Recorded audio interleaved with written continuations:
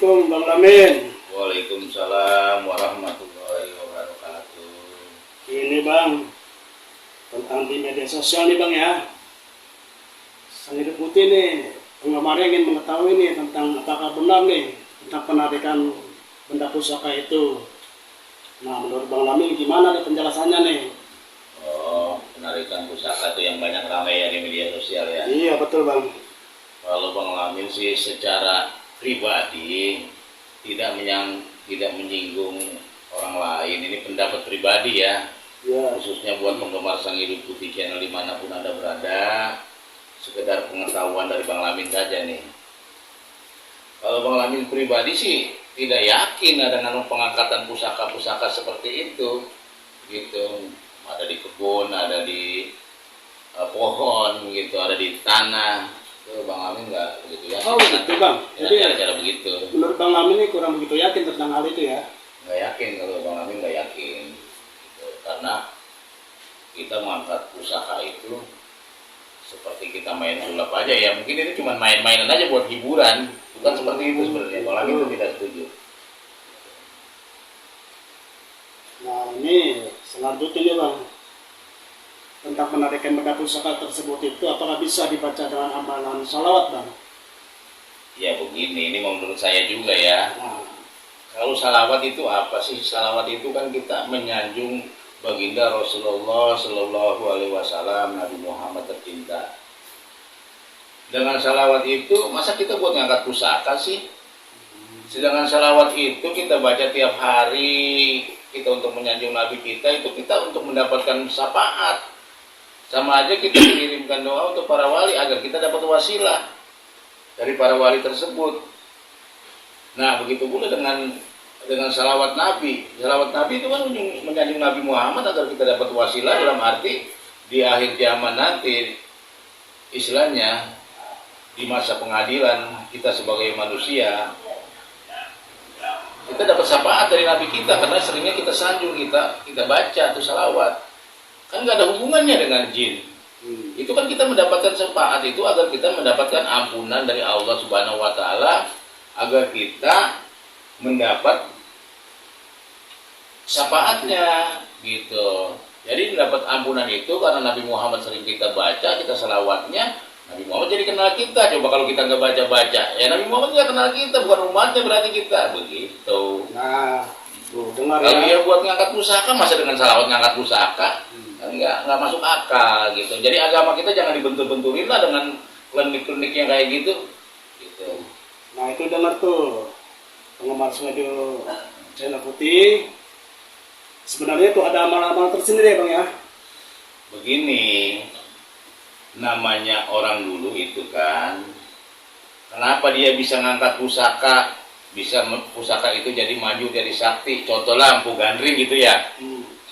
Empu Gandring pun dalam membuat pusaka itu pesanan daripada raja-raja zaman dulu itu dengan tapakur, dengan puasa gitu. Nggak sembarangan orang dulu tuh makanya sakti-sakti dan bisa seperti itu karena dia tahan lapar, kurang tidur, yakin tawadu sama Sang Pencipta gitu ya. Jadi mereka itu diberikan kelebihan-kelebihan gitu. Kalau sekarang istilahnya di umat kita, umat Islam itu para wali berkaromah lah ya. Tapi mungkin karena agamanya Empu Gandring beda, mungkin ya caranya dia lah zaman dulu. Tapi yang jelas orang tersebut dalam mengamalkan segala pusaka itu dengan tapakur, dengan semedi misalnya, dengan memuji Tuhan gitu kan, itu beda memang seperti itu. Jadi pusakanya jadi manjur, juga pusaka memberikan petunjuk nanti kegunaannya untuk apa, fungsinya untuk apa, bukan pusaka itu sama semua ya, seperti itu. Jadi kita sebagai umat Islam nih janganlah seperti itu tuh mengangkat-angkat pusaka, nggak bagus kelihatannya. Oh gitu Bang. Nah ini saya juga ini di media sosial nih Bang ya. Saya melihat tuh cara penarikannya, gerakannya tuh seperti kayak gerakan silat tuh gimana Bang menurut Abang? Ya sekarang saya balikin bertanya, kalau setan kita apa jin apa kodam kita ajakin gerakan silat begitu, secara logika nggak masuk akal gitu ya. Wah, di rempe-rempe di sampah ada itu batu, rempe-rempe di pohon ada itu keris kecil.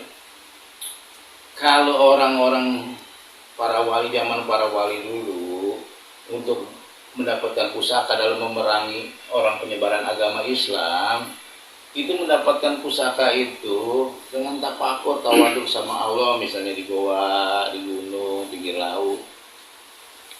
Nah itu dengan puasa, dengan zikirnya mungkin ya, kalau Bang Amin nggak ada ilmunya, cuma sekedar tahu aja. Ya mungkin ada amalan-amalan tertentu yang dibaca, misalnya zaman dulu seperti zaman Sunan Kalijaga, ilmunya kejawen itu selama ada Bismillahnya itu boleh dipakai. Misalnya Bismillahnya, ya Bismillah dengan nama Allah yang Maha Pengasih lagi Maha Penyayang, ditutup dengan syahadat.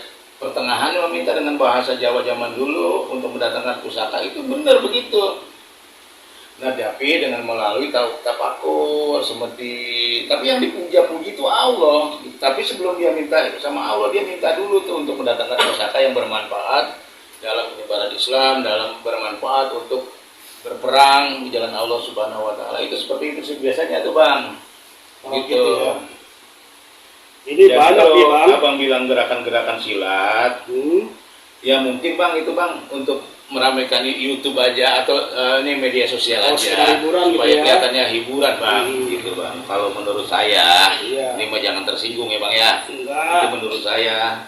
Gitu. Ini juga untuk penggemar Sang Hidup Putih channel juga, Iya. agar seperti itu, paham, Bang. ya kan, agar Itu paham. pengetahuan Bang Lamin itu seperti itu Bang. Ya, agar paham tentang di media sosial yang saat-saat sekarang seperti ini kan.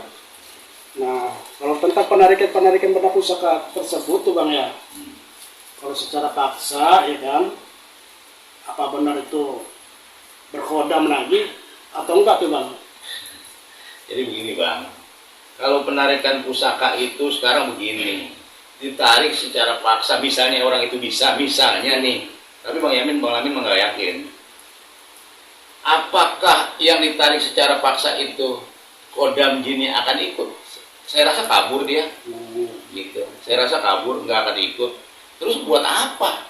Itu kan nggak ada gunanya. Oh, karena secara paksa gitu ya?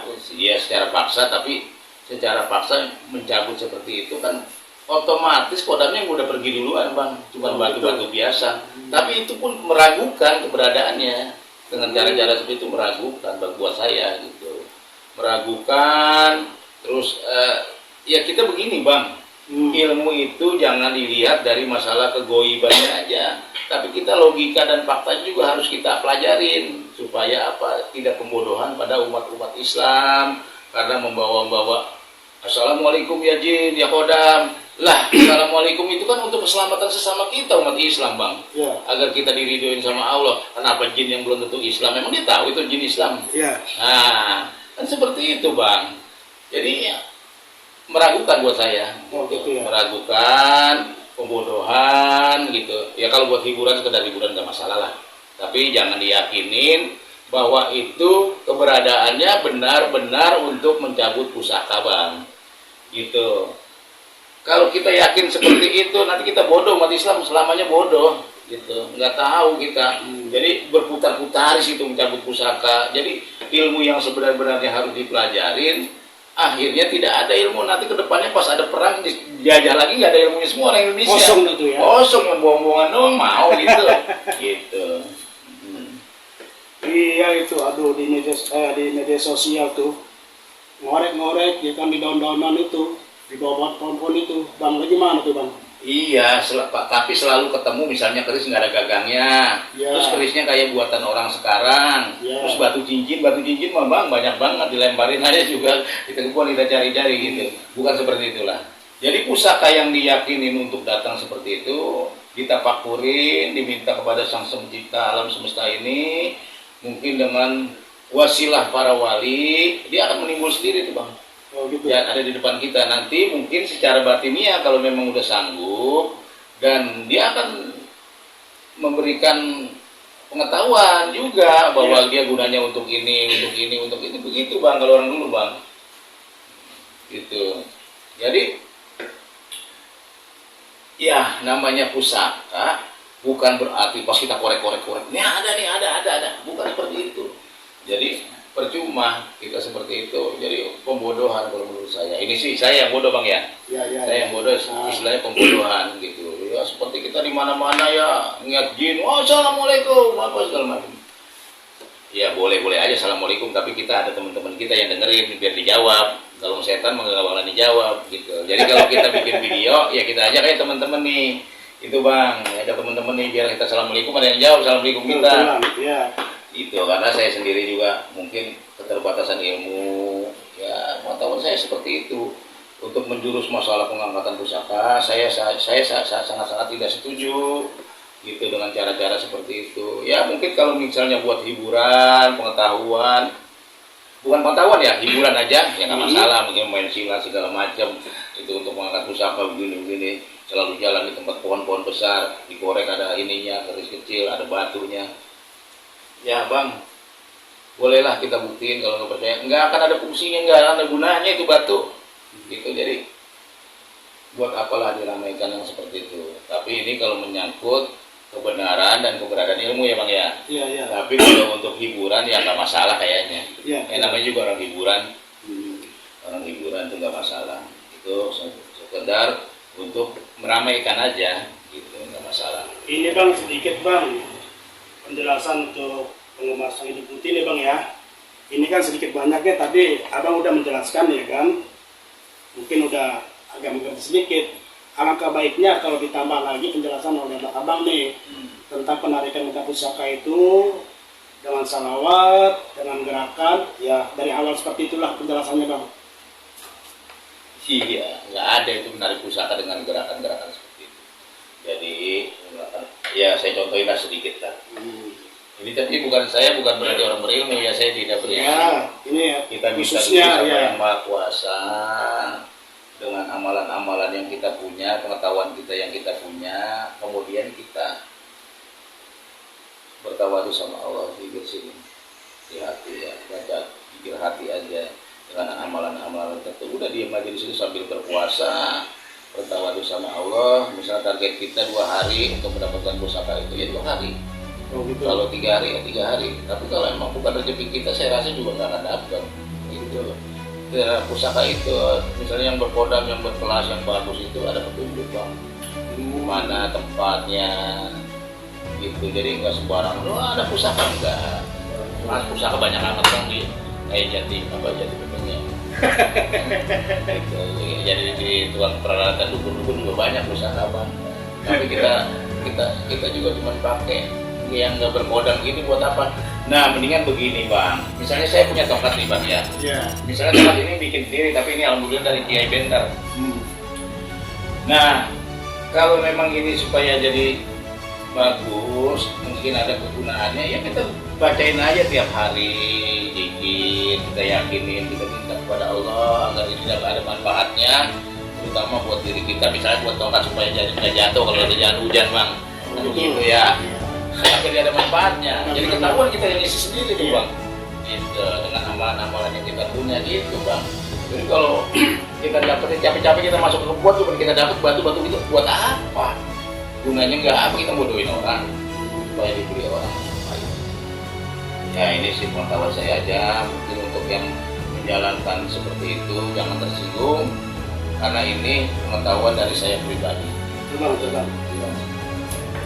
Nah, untuk penggemar Sang Hidup Putih channel, setidaknya kita udah dapat pencerahan dari Bang Lamin tentang penarikan benda pusaka, tentang amalan dan salawat, dalam gerakan.